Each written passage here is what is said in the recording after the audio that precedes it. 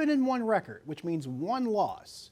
And that one loss is to either Michigan or Ohio State. Doesn't have to be one, it could be one or the other. But 11-1, lost to Michigan or Ohio State, and a potential playoff appearance. You opening that envelope, does it feel realistic to you?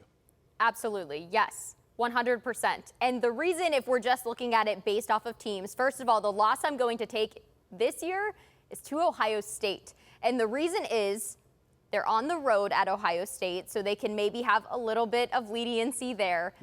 But also, I don't want to lose to Michigan. That's a home game against Michigan, and Michigan's the returning top dog to beat, and Michigan returns a lot. They will be the team to beat in the Big Ten this year. That, to me, is a better win than Ohio State being a loss, because I do think Ohio State will also lose to one of the two, either Michigan, maybe it'll be Iowa, maybe they'll have a flub down the line as well because they're not coming back as strong as usual. Okay.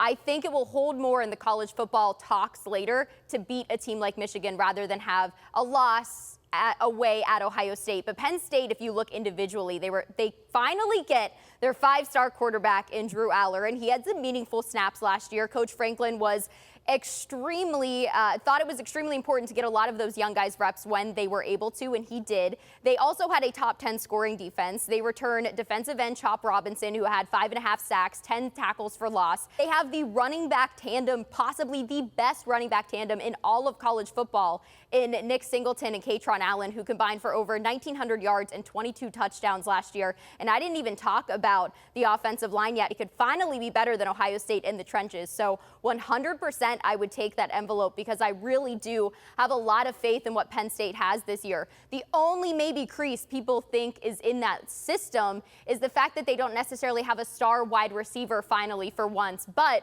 Penn State utilizes tight ends very, very well, and they have one in Theo Johnson Jr., who could be the next big thing.